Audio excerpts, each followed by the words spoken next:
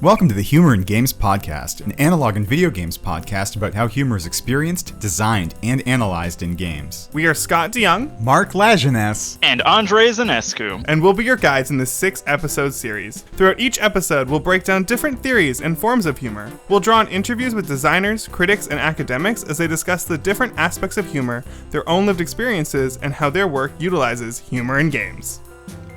In this episode, we speak with Dr. Aaron Trammel from UC Irvine about the humor differences between tabletop and analog games and the challenges that come with humor at our gaming tables.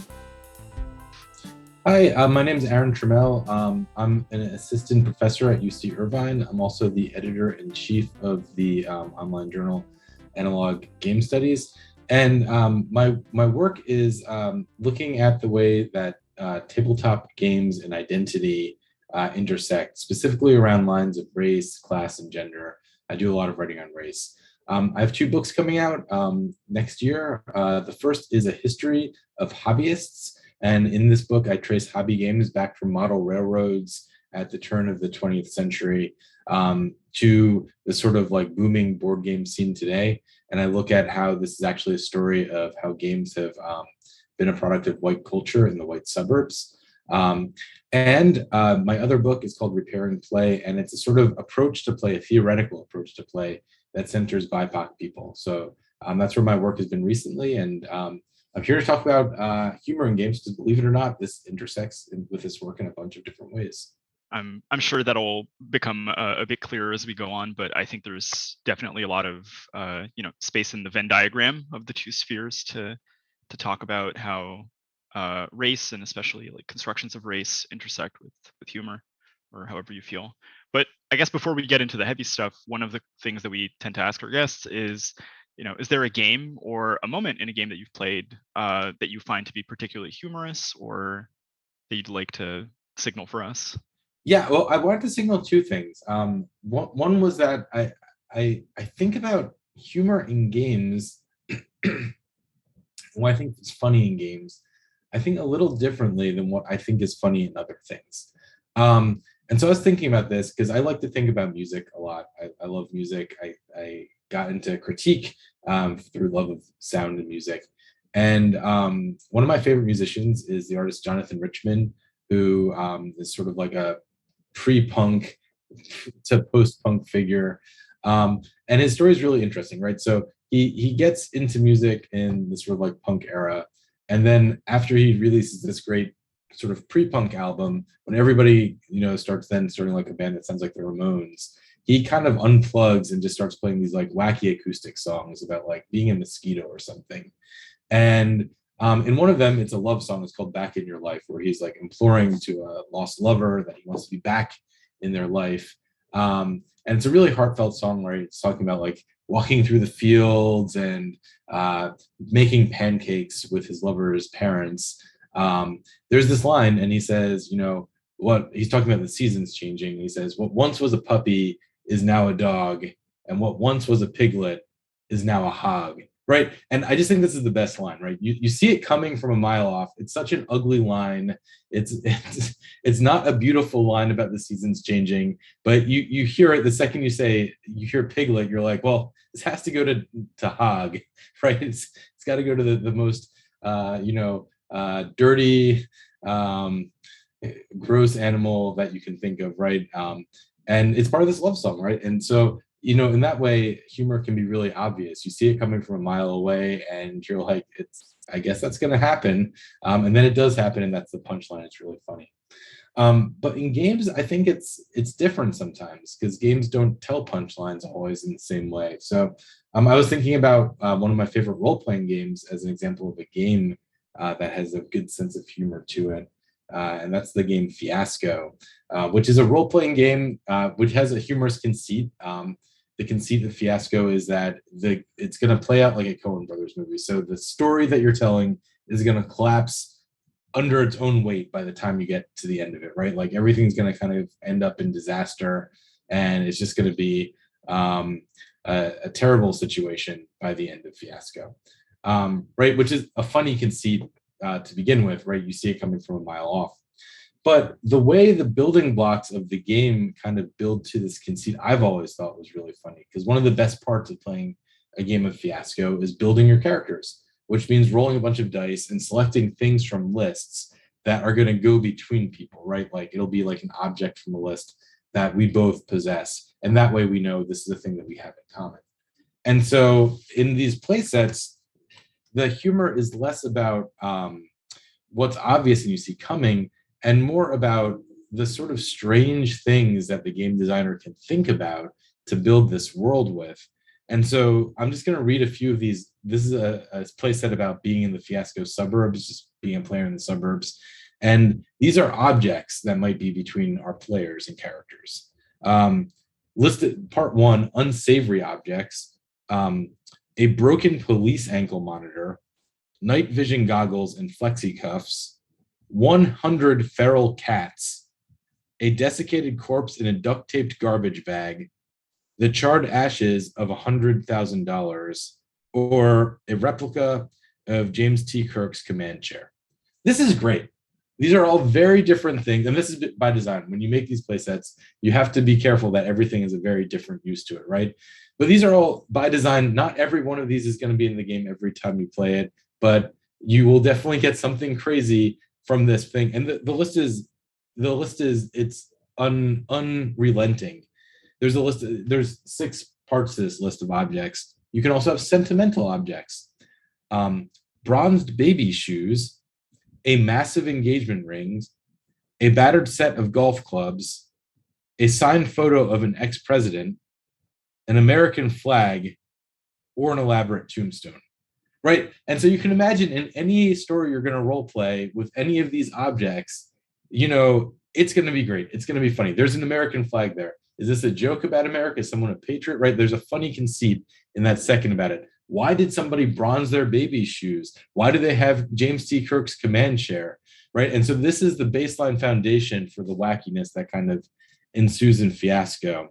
And it does the same thing. There's locations and there's needs, right? Like your character might have a need. I'll just give you one more example. So your character might have a need to get even. And, right, this is a classic characteristic, right? Like a revenge story. 6 things that you might get from this need, of course, because you generate with 6-sided dice. To get even with all the two-faced bastards who ruined you. To get even with the local drug dealer. To get even with the community policing officer, so kind of the rent-a-cop. To get even with a family member. To get even, and this is off color, so this is definitely written to be tongue-in-cheek, with the, quote, dirty, end quote, immigrants. Or to get even with your old high school rival, right? And so all of these examples that they put into the game, all these really meticulously crafted examples that they put into the game are meant to kind of like build on a humorous imagination. These situations where the characters aren't good people and the conceit of the story is going to be this conceit where that thing that you see coming in the future, right, the obvious thing in the future, the things are going to fail, it's going to fail, right? They're going to get even with that high school rival. Okay, is that high school rival the one who has that American flag? We already see the story kind of building out that way. And so in that way, I think in games, right, where humor gets done in a really interesting way for me is where it builds on the sort of foundation of possibility. Whereas in other mediums, I don't think humor necessarily telegraphs itself the same way to the listeners or the viewers. So anyways, great question. I gave you a really long answer to that.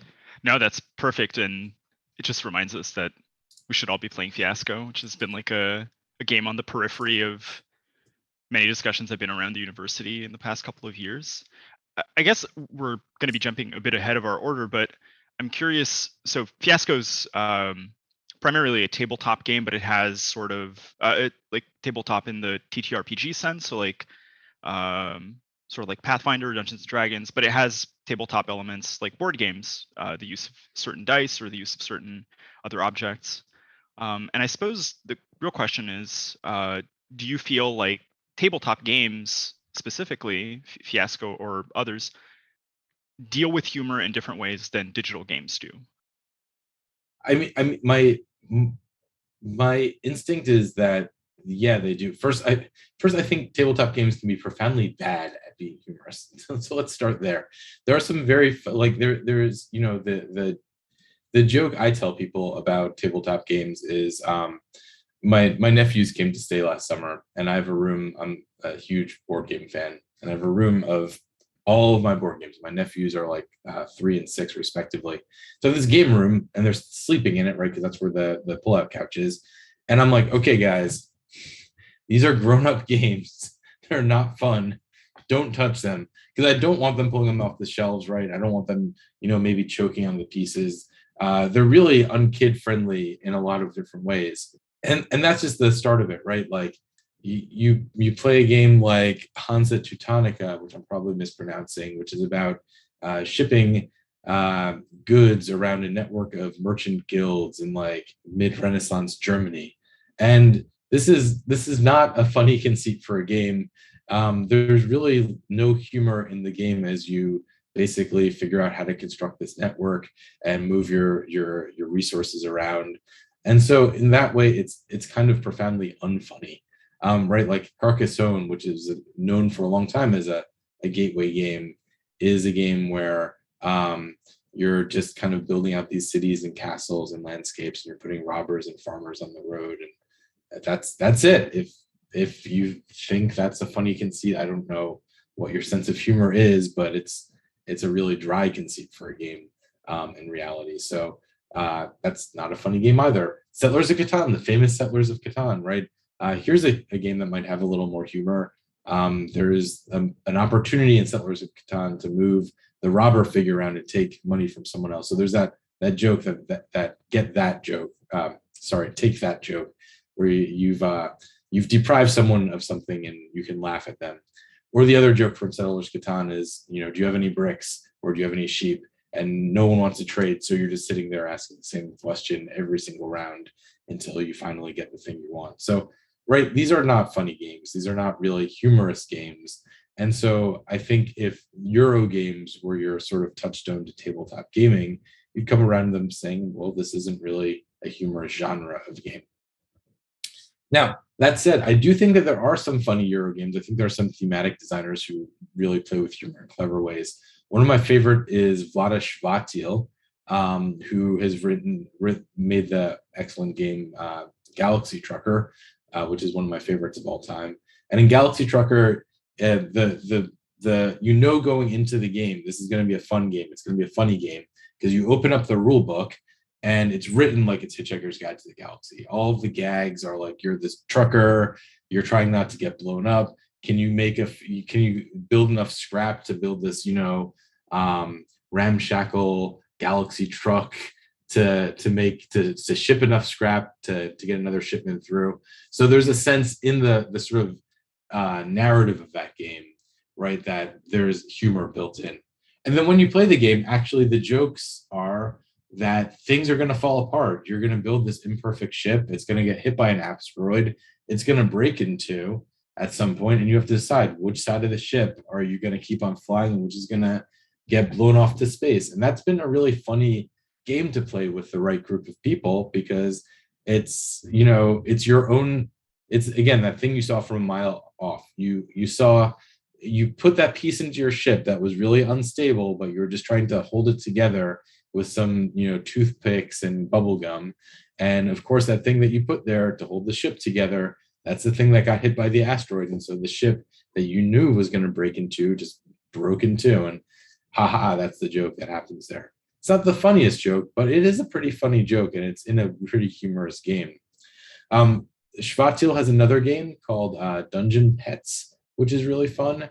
And in this game, he's got this whole elaborate system where you have these little pets that you raise from eggs, and they're all monstrous, right? Like they have needs, they need food, they need play, they need magic, they need to be in cages so they don't hurt you, etc.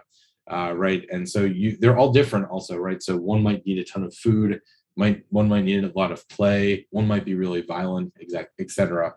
And so the joke of this game is these pets kind of grow and grow and grow, and essentially you just can't, maintain them anymore. So you're like throwing imps at these cages to kind of take care of the pets, and, they get overwhelmed. And it's a sort of humorous story with these, lovely imp miniatures that can never handle all the mess that's getting thrown at them, and they can't maintain it. You can't maintain it. Why did you take on this pet? It's like being a real pet owner. So he's got a good sense of humor in the games he makes. I think they're fun and funny, but by and large, I don't know if analog games have the same sense of humor as digital games. So you asked me the other half, right, which is how does it differ from digital games? First off, I think this is going to differ to anybody who is listening, because I think we all have different senses of humor, and the thing that I think is funny might not be the thing that's funny for somebody else. But I think about some of my favorite, most humorous games of all time being sort of point and click adventure games. And it depends on the different games that you're playing. Like, I think the LucasArts games had a really different sense of humor than the Sierra games. The LucasArts ones generally had more puns in the dialogue and were more playful in that regard. And the Sierra games, again, did this sort of joke where it was like, your character died falling off the stairs for the 10th time in a row. Isn't that really funny? And for me, I've got that sense of humor. I thought that was really funny growing up. And I still kind of think it's funny that they do it right. Because again, I saw it coming a mile away. I knew I was going to die there, and I did die there. And that was a frustrating part of the game that made me laugh. But the wordplay can be really funny also. And so I always get a kick out of those two things, I think, right? That joke I've been telling since the beginning of this podcast, the thing you saw from a mile off, but also the wordplay, right? Like the piglet and hog is also wordplay, and that's why the joke works in that song. So again, a rambling answer, but I guess a little different in both contexts in some regards, especially because tabletop games, hobby games, tend to be a little more dry, and it's only the designers who really lean into the theming who I think can pull out the humor in those games. Yeah, so one of the things that you're drawing attention to is really that a lot of digital games have this sort of embedded humor that might be part of the mechanics, and sometimes you see that in analog games. But also, analog games have a very rich tabletop social experience, right? And I think this is maybe a good place to ask you about how your work might dovetail with questions about humor, given how much you've written about Magic the Gathering social spaces and D&D and assorted tabletop and analog social settings, I guess. Yeah, that's a great question. So I do think you're right. So I'm picking up on a lot of single player humor here, right? Like I'm picking up what it means to read the rules to Galaxy Trucker, what it means to read the rules to Dungeon Pets, to read the Fiasco rule book. And I think, one of the big parts of humor for a lot of people in tabletop games, and the thing that makes them a little different from a lot of digital games, is that they are played in social settings, and there's a sort of laugh that happens there in the setting more broadly. And you see this in other digital social games also. For example, the Jackbox games, which are kind of like tabletop games but on your TV screen, are really good at getting the sort of like social humor going. Those in jokes in a crowd, they're good at kind of figuring out what that joke is between a group of friends and getting people to laugh about it and have a good gag around it. And they're really fun for that reason. And in a similar way, when you play a game like Mafia or Werewolf, or a social deduction game where the interaction is really about talking to the other people at the table with you, I think tabletop games actually are really excellent conduits of humor, because they play on those sort of social dynamics that make us laugh. Even Fiasco, going through that rule set, right? When you get that James T. Kirk chair, that's going to be hilarious for some groups, but it's going to fall flat for other groups. And that's why it has that sort of rich example of a list going on in it, right? Because the group knows what's funny for it, and the group can then self-select into the kind of humor that they want to play with or against. And so I think that's an important thing happening in those spaces. But your question here is about my research and where this comes into my research. And so I can talk ad nauseum about games I love, because I feel playing games in some sense is a kind of games research. But more specifically, I do a lot of historical work. And so I think one of the places it's come into my research is looking at some fan communities where humor has become an object of contestation. And so this happened a lot in the the old diplomacy wargaming community. So I've read extensively many of the diplomacy wargazines out there, looking to see what the politics of these groups are and what the dynamics between friends of these groups were. And in some of them, there's a group publishing circuit that happened in the 1970s called the New York Conspiracy. It was, fans of diplomacy who play games of diplomacy.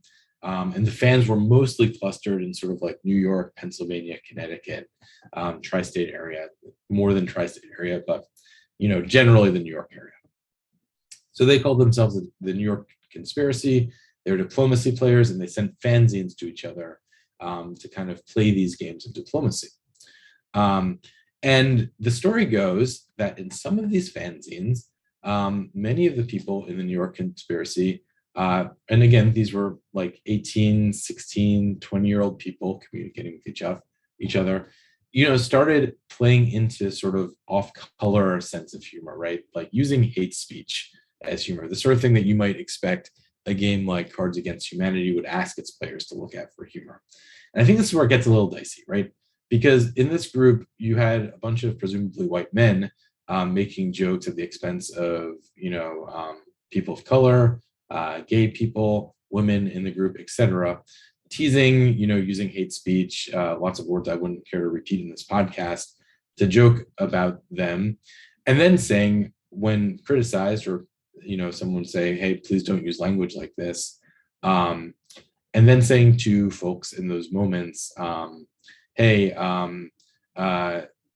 we should be allowed to speak like this because we're just having some fun. It's just fun. And I think this is where humor in tabletop games, or at least in the research I've done, becomes a little more problematic, because you can see, first of all, this is replicating, or I guess maybe laying a foundation for, the sort of trollish humor we see on the internet today, the stuff the alt-right really has a field day with, and uses things like false equivalence to say, well, we should be able to say this because it's equivalent to saying that, right? When the two things aren't actually equivalent. But also because I think that these are sort of perennial conversations that happen within gaming. These are the sort of things that happen in chat rooms and digital games all the time. And these are things that have happened in fanzines for not just diplomacy, but other games all the time.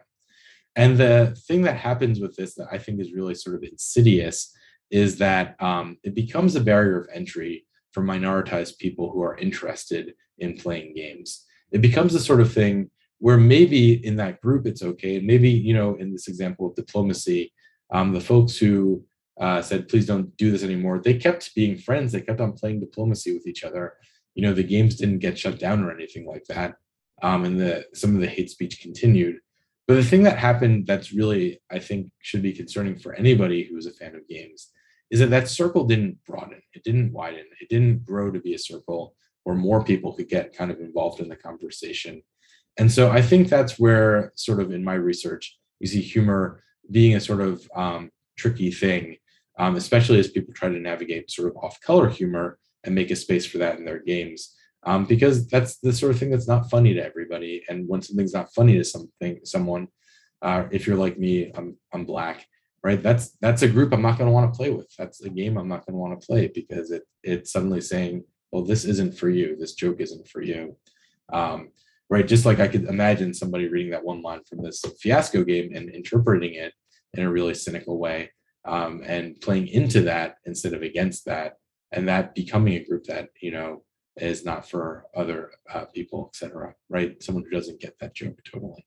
So some thoughts there. Yeah, absolutely. And I mean, this idea of the like humor as a foreclosing phenomenon, so creating in and out groups, I think has come up in the previous season of the show with some of our guests as well. Part of what I'd like to ask you about is in the analog game space, do you think that the formation of these groups is also inflected by different analog game technologies? So for example, card games versus TTRPGs, or maybe even LARPing, for example, or is humor kind of a more a technology agnostic phenomenon? That's a good question. I think it's definitely inflected by the different technologies, but I wouldn't list them by genre quite the way you're listing them. Right, I guess I assume that what you mean by technology here is that a card game is different than a tabletop role-playing game, is different from a board game like Ticket to Ride. Um, and I agree with you broadly about that, that there is difference in all of these things and the way humor presents in all of these things. I guess I would just go more specific because I think that a game like Cards Against Humanity is very different than a game like Magic the Gathering. They're more specific within the genres that they're trying to play into than just cards or tabletop, right? Like Cards Against Humanity is like a social game, it's a party game. Like Apples to Apples before it, right, which it kind of ripped off, is a social game. It's a party game. It asks people to get around, and the fun of the game is the humor in the box. Whereas something like Magic the Gathering is a strategic game. Some people might find a way to play it more socially, but the game itself is more strategic. And the jokes in Magic the Gathering are told in a different way than the jokes in a game like Cards Against Humanity are for that reason. Cards Against Humanity puts a lot of burden on the player at the table to moderate their experience with the game. If you're playing that game, there's going to be, a sensibility you have to have, right, about what is appropriate jokes to make and what's not. If you're in a group, right, where you recognize that you're at a diverse table, it's going to be really off color to make a race joke because, people are going to get hurt by that, or they're going to hear it in a hurtful way. Whereas in a sort of homogenous group setting, where there are, maybe all white people at the table, that race joke might land in a very different way, and that group might get it. And so that, in that sense, that game relies a lot on the group. Magic the Gathering, on the other hand, which is a game I adore, uses humor in its flavor text. I think this is one of the primary places that they use humor. And they also sometimes do mechanical jokes in some of their sets. They do kind of special sets occasionally where they kind of loosen their belt and they throw out some rules and they'll do some things that they couldn't do in the other sets. And those are the jokes, right? So in Magic the Gathering, right, there's goblins. And we know goblins in the world of Magic the Gathering are silly. They're not that smart. And they're going to do things that are kind of foolish. And so the joke in Magic the Gathering is about the goblin in the flavor text, like, running into another group of enemies with a bomb, not thinking it's going to die. And that's funny, right? Because you know that this is what a goblin is in Magic the Gathering, and this is how goblins operate. That's the joke, is that the goblins are basically cannon fodder and they're silly. Whereas the mechanical jokes that Magic the Gathering tells are more like, here's two cards, and if you got both of the cards in your deck, you could put them together into a bigger card. And even the title on the top of the cards is now like 10 words long and it spans both cards. And so it all works together, and that's funny because look at how we can combine cards in a way you didn't expect us to combine cards before. And that's just an easy example of how that kind of works. But humor in that game is very different, I think, than humor in a game like Cards Against Humanity, right? And again, we can get back to the single player versus multiplayer. In Magic, the single player mode of humor is reading those cards, looking at these things, thinking about how these systems operate together in humorous ways. Whereas in Cards Against Humanity, it's multiplayer. The one thing I would say with Magic, though, is that the single player card humor does extend to the tabletop culture of people who play it. So it wouldn't be odd for somebody who gets a kick out of the sort of goblin humor in Magic to make a goblin deck and then to make jokes about their goblins while they're playing other people in a game, right? Because the deck is then so thematically linked to that kind of character that you can tell jokes about it. So, right, that's two examples of game humor working in apparently similar technologies, techniques, but two things that have very different kinds of results for how that humor actually plays out with the table. Yeah. So, I mean, that really creates a multi-layered system, right, for considering humor in terms of sort of analog digital, but also context of how the game is made and what its rules are, but also the tabletop space and who's playing. So that creates like a lot of layers to consider in terms of how humor is functioning there. Yeah, I think you need to. I think if you're going to be a humorous designer of anything, right, you need to have an awareness of these layers and to have some awareness of like how you're playing in to these layers and who is going to be receiving it on the other end, right, and what jokes that they kind of get versus don't get. I have a very dry sense of humor, and I will tell a joke almost every single day that somebody won't get because it's too dry.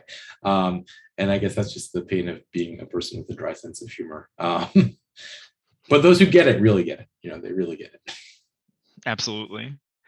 As we reach the end of our sort of half-hour mark and we're wrapping up, the one thing I would like to ask you about that we haven't touched on yet is your tenure as co-editor for Analog Game Studies, which I think started in 2014. Do you find that, you know, working on the journal and seeing all these different voices cover analog games has changed your thoughts on humor or provided new avenues for exploration? Yeah, that's a great question. So first off, I am editor-in-chief of Analog Game Studies at the moment, but we did start as a co-founded co-editorship relationship, and honestly, we do share a lot of the responsibilities still. So it's more of an administrative title than anything else. That said, yeah, a lot of different articles come over the table, and there's two things that I'm thinking about in terms of like humor here. So I think the first is the question you asked me, which is, has that helped me look at analog games in a different way, kind of thinking about the humor? Absolutely. One of the things that I think we've been successful with Analog Game Studies is opening up the sort of conversation around analog games more broadly and thinking about the cultures that are attached to them. Now, one thing that has not really happened is people writing articles about humor in analog games. So that's a sort of article we'd love more of. If any listeners out there have a pitch or an idea of an article that they'd like to write, that sounds exciting. We'd love to publish that. We just haven't yet, so get in touch. But it's been good for thinking analytically about how many different kinds of games there are out there. We knew this going in, but I think since starting to do the journal, we've all been exposed to just what the breadth of these different areas was. You know, when we started the journal, there's a lot of energy around role-playing games. And the board game thing that was happening was booming. It was happening with Kickstarter and stuff, but I don't think anybody dreamed board games would get as big as they've gotten right now. And I'm expecting that there'll be more games of this sort that we just don't expect coming up in the years ahead, right? Like the board games blew up, and D&D 5th edition has blown up, right? Because of Critical Role and all these other things. And I think you see all that, right? And that's something we haven't even touched on, is Critical Role and the way Critical Role uses humor and how actual play performers use humor as a way to bring viewers into their performances of different tabletop games. So that's a big thing. The other thing that happens that I would note as an editor is that sometimes authors try to use humor in their, I'd say, more analytical writing. And this is something that I don't always feel lands. So it's not something that we necessarily would take out of an essay if an author, you know, wants to open or close with a joke. I just think that the genre of academic writing is a very dry genre of writing, and it's very difficult to use humor in this genre effectively. And so I've seen people try to make jokes, sort of pithy jokes here or there in their writing, and I personally never feel like these jokes land. They're not the sort of things I don't want to publish. I'm like, yeah, you do you. If that's your authorial voice, use it. But I don't necessarily think they land. And also, because we're writing in a cultural space, a lot of articles that go up are open for critique from like the world more broadly.